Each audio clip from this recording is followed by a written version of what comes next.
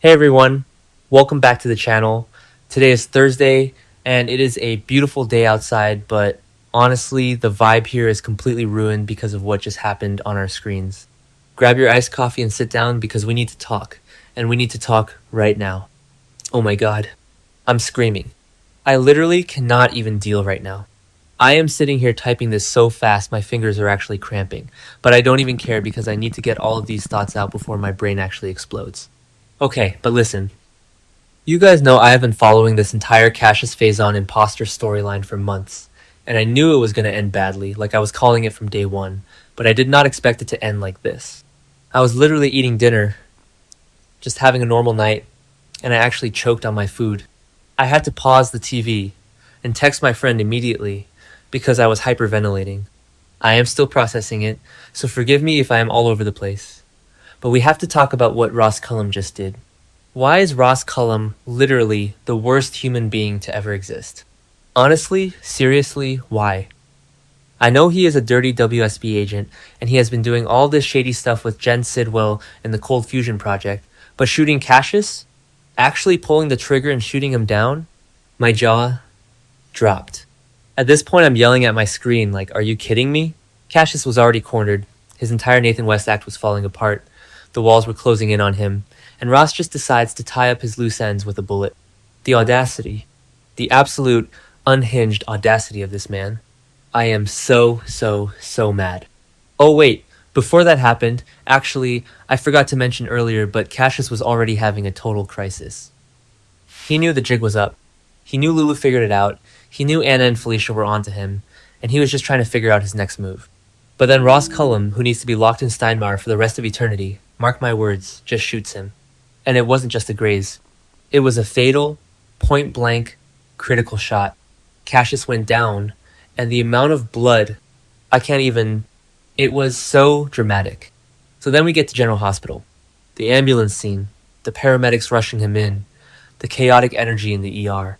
It was insane. You have the doctors shouting, the nurses running around, the heart monitors going crazy. And there is Cassius, literally bleeding out on the stretcher, looking so pale and broken. And who was there? Liesl Obrecht. Okay, where was I? Right, so Liesl. We need to talk about Liesl for a second, because I am actually unwell over her storyline. This woman has been through hell and back. She lost Nathan, her actual son. She lost Britt, her daughter, who literally died in her arms not that long ago. And now?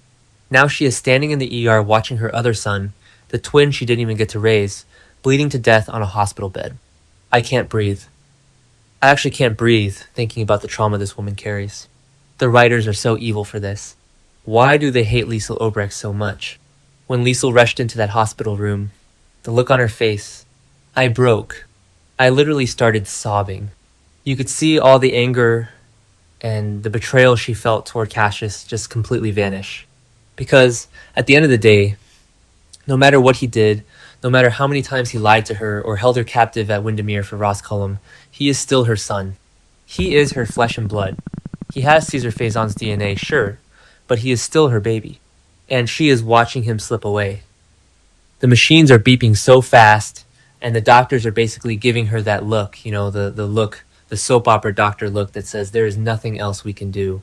And Liesl knows it. She just knows. So she walks over to his bed, and she is shaking, literally trembling from head to toe. And Cassius, oh my god, Cassius. He is barely hanging on.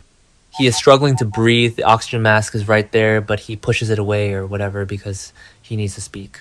He needs to say his final words. He reaches out, and his hand is shaking, and he grabs Liesl's hand. He holds onto her hand so tightly. And at this point, I am literally yelling at my screen again, like, please don't die, please just survive this. But no, Cassius looks up at her, and his eyes are filled with so much pain and so much regret. And he tells her the truth. The absolute heartbreaking truth.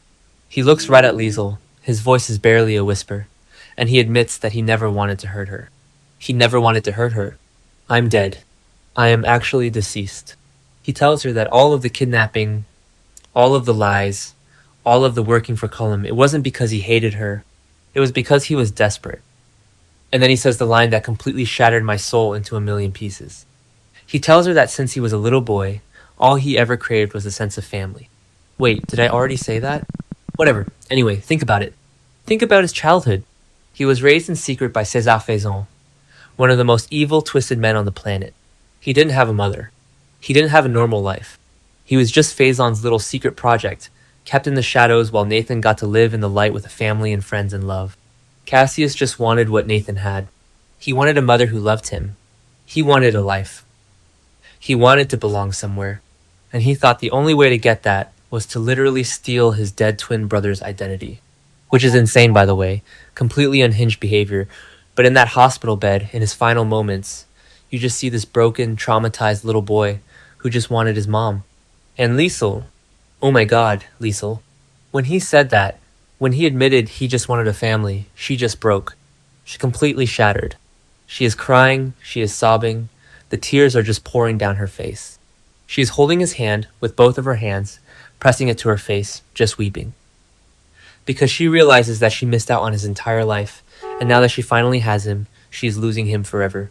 And then, the monitor flatlines. That awful, continuous beep.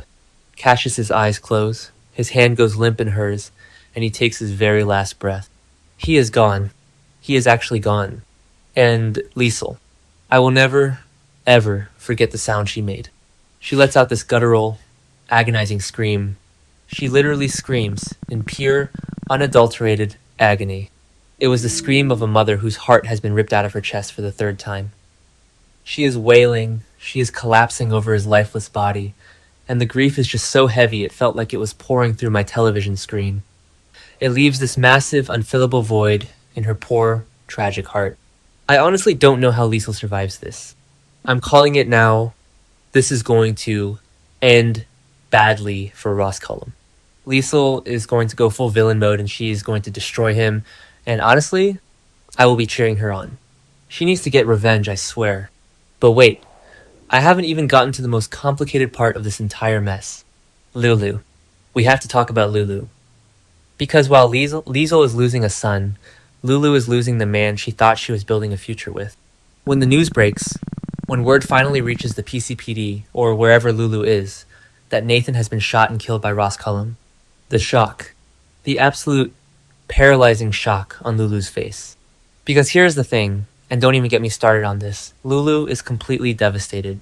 She is incredibly shocked, but not just because a guy she knew died. She is shocked because she loved him. She actually fell in love with Cassius. I know, it's wild. It's so messed up because he was wearing her dead friend's face, he was pretending to be Maxie's dead husband, he was a total fraud. But the feelings Lulu had for him, those were real. She spent months bonding with this man, opening up to him, letting him into her life and her heart. And sure, she just recently found out that he was a fake, that he was Cassius Faison and not Nathan West. She was furious, she was betrayed. She realized that his feelings for her were the ultimate proof that he wasn't Nathan. But you can't just turn off love like a light switch. When she hears that he is dead, all of that anger just evaporates, and she is left with this horrible, confusing, messy grief. Because the man she loved is gone. The man who held her, who talked to her, who made her feel safe even if it was built on a massive lie, is dead. And how do you even mourn that? How do you mourn a man who didn't even legally exist? A man who stole a life? Lulu is just sitting there, completely numb, realizing that she is grieving for a monster who was also the man she loved. It is so twisted and so tragic, and I literally cannot stop thinking about the psychological damage this is going to do to her. Dante is going to have to pick up the pieces of this, and it is going to be a disaster. I am just so overwhelmed by this episode. The acting, the drama, the tears. I went through like half a box of tissues just watching Liesl scream. And Ross Cullum is still out there, lining up his escape with the cold fusion prototype, acting like he didn't just destroy multiple lives with a single bullet. The absolute nerve of that man. He needs to pay. Z needs to take him down. Valentine needs to take him down. Someone needs to end him. Okay, I need to go drink some water and calm down because my heart rate is way too high for a Thursday night. This show is literally going to put me in an early grave, I swear. I can't wait to see the fallout tomorrow, but mark my words, Port Charles is never going to be the same after this. The Cassius Faison saga is officially over, but the nightmare is just beginning for Liesl and Lulu. I'm done. I literally cannot. Talk to you guys later.